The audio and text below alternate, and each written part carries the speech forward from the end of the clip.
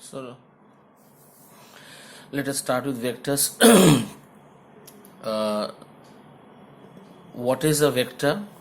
And we have to understand the different types of vectors and its properties. Now, the difference of vectors from scalars and tensors. Now, what is a scalar? Scalar is a quantity, or rather a physical quantity, which has magnitude. It has got no direction. So the properties of scalar is it has got magnitude, but it has got no direction. But in some cases, scalar quantities may have direction, like scalar quantities having direction. What are they? For example, we may take pressure.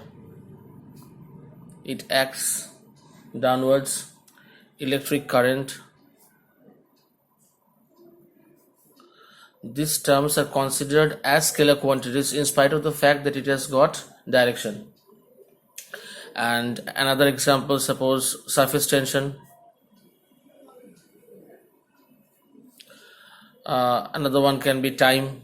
So these are the quantities which are considered as scalars in spite of the fact that it has got directions.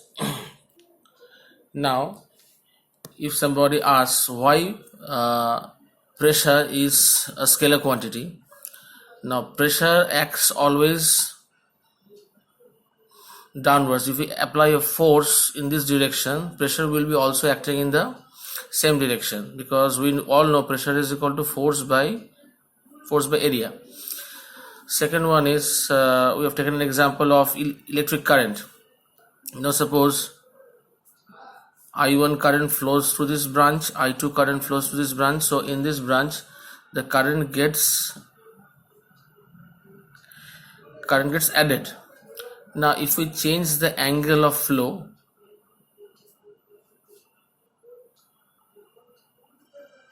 it always remains as I1 plus I2. This value does not change. So it does not depend on the direction of flow, in spite of the fact that it has got a particular direction of flow. Now the third one is surface tension. Surface tension is a term used for the force acting on a surface of a liquid. This force always helps the liquid to contract itself. The surface of the liquid gets contracted. Surface tension is also a force by length factor, force by length. So surface tension is represented by direction, but it is not a vector quantity. Any quantity which has unified direction is treated as a scalar quantity. Surface tension always directs along the tangent on the surface of the liquid. Surface tension acts always along the tangent, like this. Therefore, it is called a scalar quantity. Now, we all know what is a vector quantity. Vector quantities or physical quantities which are vectors, they have got magnitude, they have got direction, and the third part is it has to follow the vector addition laws. All these quantities, what we have discussed earlier, like pressure, electric current, surface tension, time, they all have direction. That means they have qualified as scalar quantities, but not as vector quantities, because they do not follow this third point. It does not follow the vector law of additions. So all the quantities like surface tension, time, pressure, electric current, they are not vector quantities. Now what does this mean? This means vector A plus vector B is equal to vector C. It means as we take magnitude and direction both, this plus sign means the addition of both of this, magnitude as well as direction. Now, examples of vector quantities you all know are like displacement, velocity. All these are examples of vector quantity. Angular velocity, displacement velocity is related to the linear system, and angular velocity is related to the rotational system. Force, torque, all these quantities related to linear as well as the angular systems are known as vector quantities. Now the third one, new thing to study, that is a tensor. What is a tensor? Physical quantities are divided into three. One scalar, second one is vector, and the third one is tensor. Now what is a tensor? Physical quantity which is neither a scalar nor a vector is called a tensor. It will be very difficult for you to understand this thing at this very moment. But for example, if we take for an example, moment of inertia, this thing, this physical quantity where we are going to study in the rotational system. Now moment of inertia, this value goes like this, mr square. It has different values about different axes. It has different values about different axes.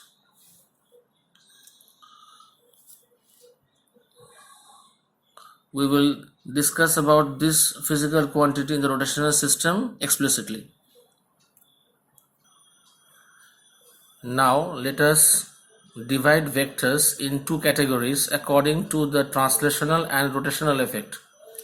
The first one is translational effect. If the vector is under translational effect, it is known as a polar vector.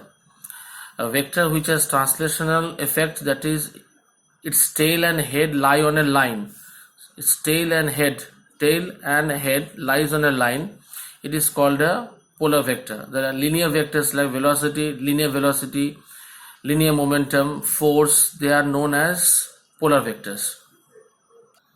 The second category, which comes under the rotational effect, are known as axial vectors. A vector which has a rotational effect and act along axis of rotation is called axial vectors.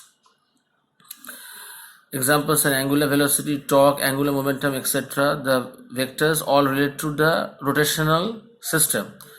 Now, for example, direction of the for example, all these quantities are related to the rotational system. Now, very important point is direction of axial vector is given by the right hand screw rule. Now, if a particle moves like this, rotates like this, the axis of rotation is this one. Now, as stated here, that the rotational vector or the axial vector is direction is along the axis. That is why its name is axial vector. Suppose angular velocity,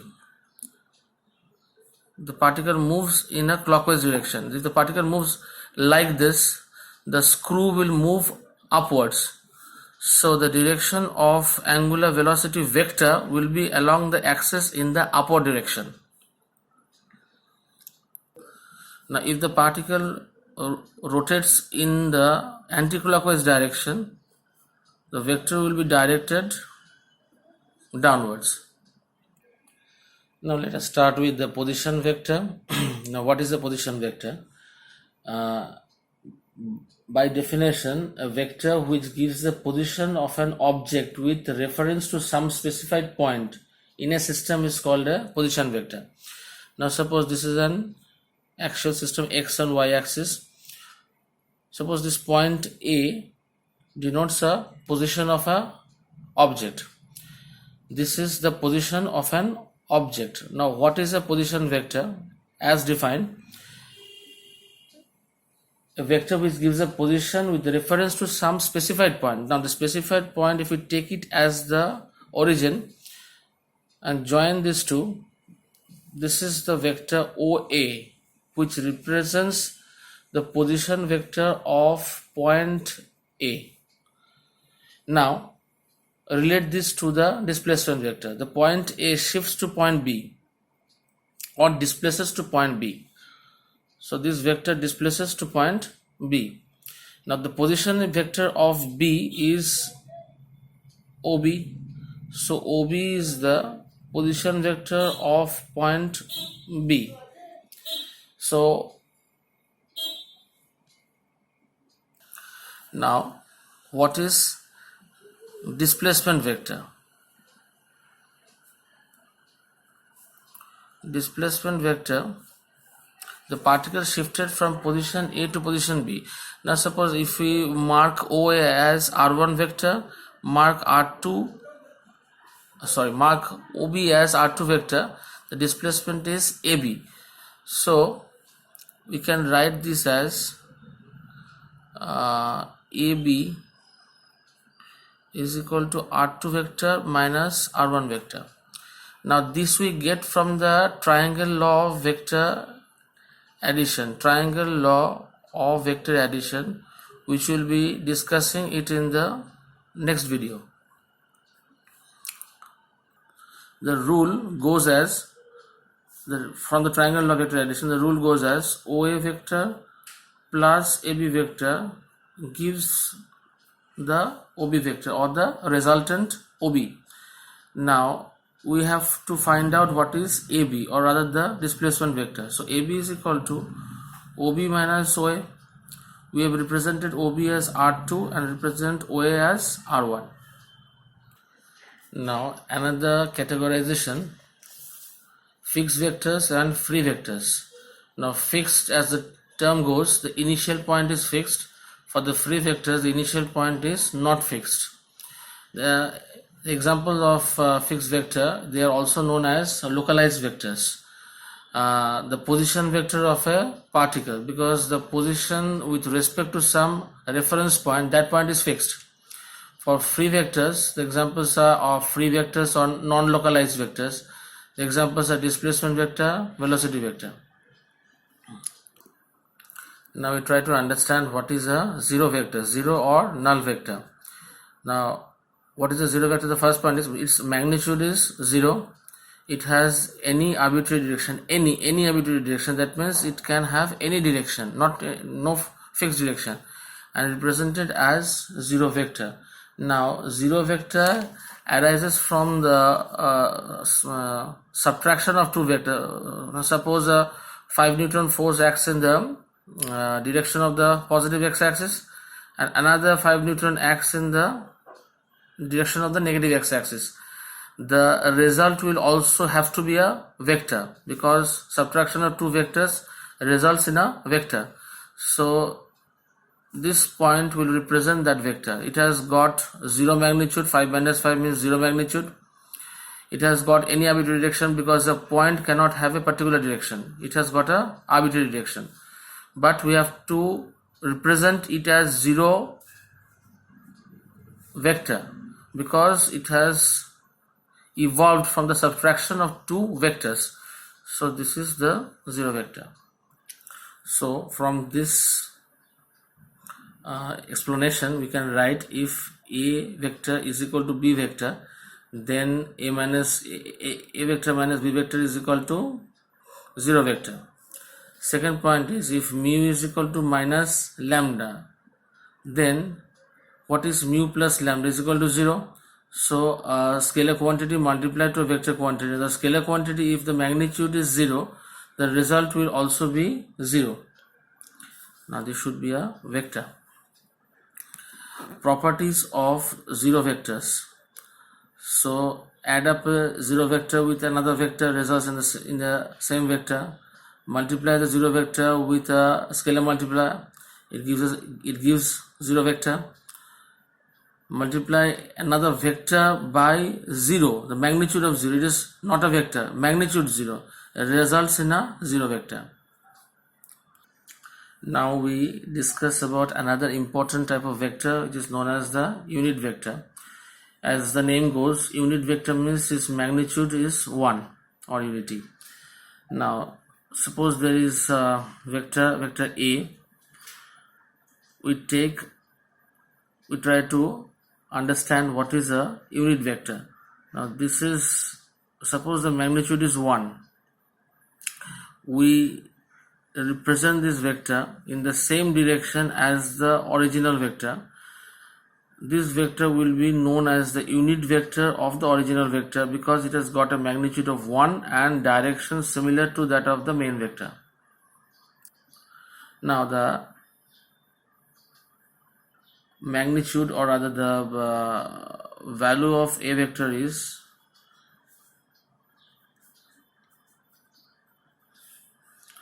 unit vector represented by a cap, main vector by a arrow sign on top, and this is the magnitude of the vector. Now the magnitude of vector is represented by a mod sign, modulus. Either we present this like this or simply A. Simply A means this is the magnitude of a vector, or you can represent it by a mod with A with a vector sign. We will study about this unit vector like I, J, K in this chapter, where I is the unit vector along the x direction, J is the unit vector along the y direction, and K is the unit vector along the z direction. Now a few more things to go. What is equal vectors, or rather what are equal vectors? Now two vectors having the same magnitude and the same direction, suppose A and B represents two vectors, the magnitude is the same, the direction is the same, so these types of vectors are known as equal vectors. The second category is opposite vectors. Now opposite vectors are sometimes represented in some books as negative vectors. Now these vectors, suppose A is a vector in this direction, B is another vector just in the opposite direction but having the same magnitude. They are known as opposite vectors or negative vectors. Now the third one is collinear vectors. These vectors are those are of the same magnitude or different magnitudes but are parallel or antiparallel. Now suppose this is a vector, suppose this is D. Now they can be of the same magnitude or of different magnitudes. Same magnitude vector, if I draw it like this, parallel or antiparallel. So this is E, this is F. So D and E are collinear vectors. D and F are also collinear vectors. Coplanar vectors, they are vectors lying on the same plane. Now suppose this is a plane, we can draw some vectors like this, vector A, vector B, vector C. They are all lying on the plane of the paper.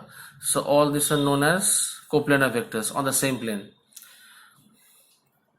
The last point in this video is the multiplication of a vector by a scalar quantity. Now suppose a scalar quantity is lambda is a scalar quantity. We multiply lambda with another vector A. Now this can be represented, if vector A is like this, lambda A, if we write it as 2A, value of lambda, take value of lambda to be 2. So if this is A, so this one will be 2A, twice the length of the vector A. Now suppose we take the value of lambda to be minus 2, then if this is plus 2A, this would be minus of 2A, because this is a negative vector of this vector.